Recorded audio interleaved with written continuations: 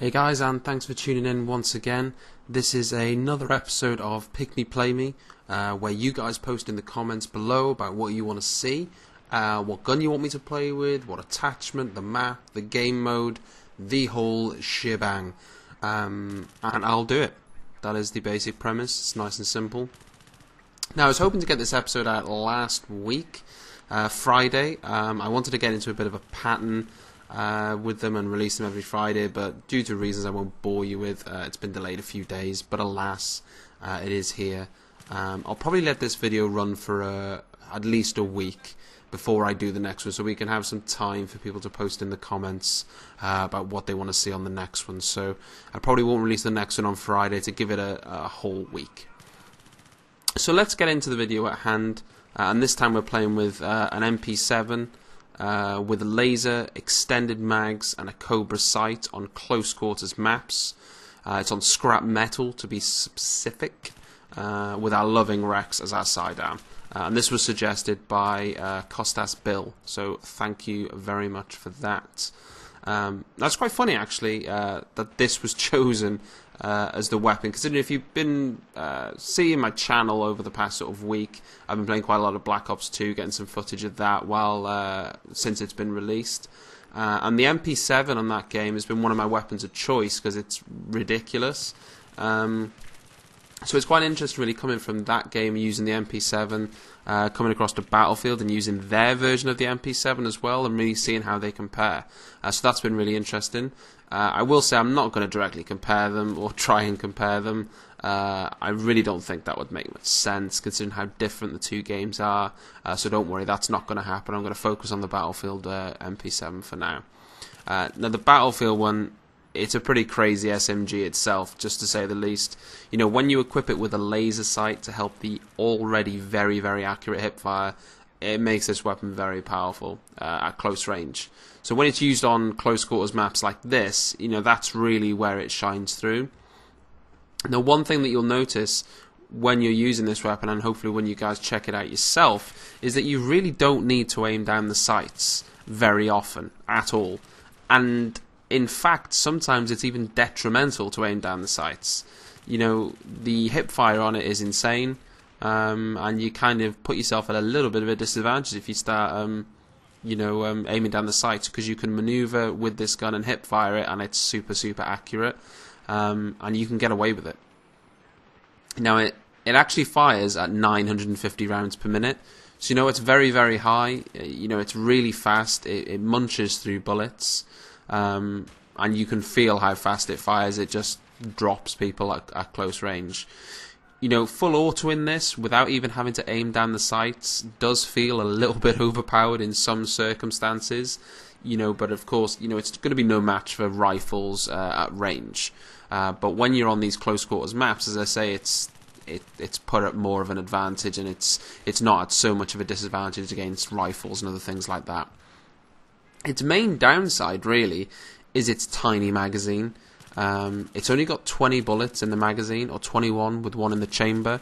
But this can be combated by using the extended mags, which basically then doubles that capacity to 40 bullets, or once again 41 with one in the chamber. You know, making it much more efficient.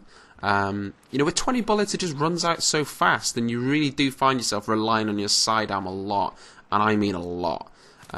But when you've got that extra capacity at hand, it really means that you can get that one extra kill, or you can finish off that one person you may have not been able to kill before, and it really, really does make a difference having those extended mags.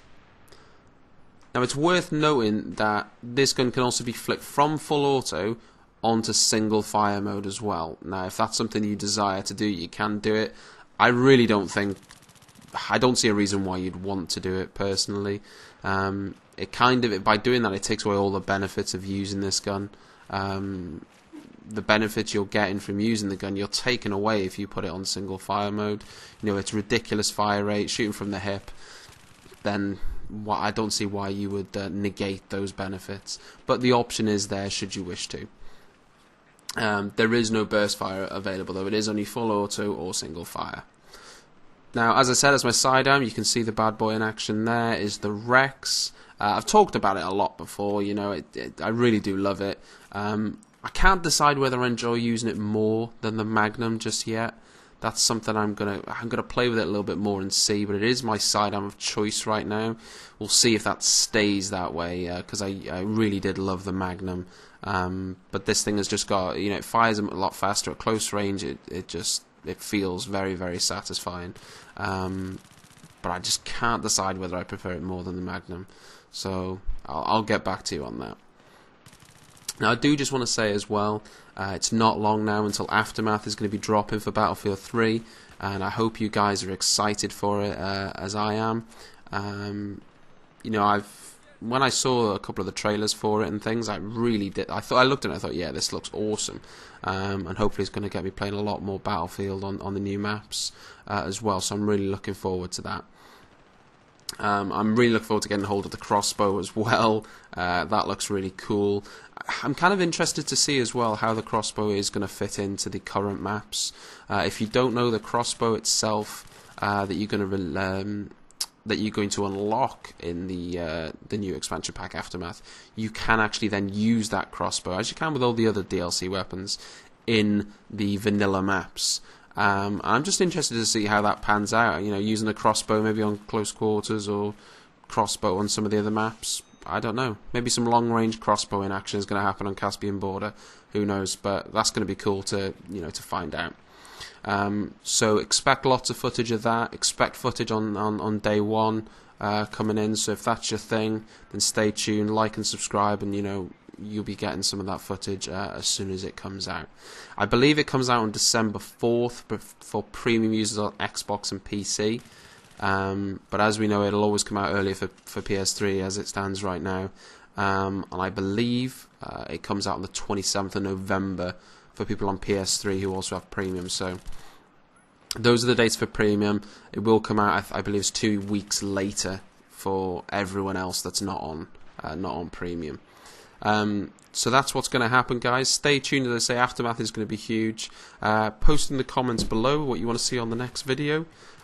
So weapon, attachment, game mode, etc. And I will endeavour to do it. As I say, it's probably going to be next Monday or Tuesday when I'll release it. Give you guys a chance to post in the comments below. But other than that, thanks for tuning in. Like and subscribe, and I'll catch you on the next one. Cheers.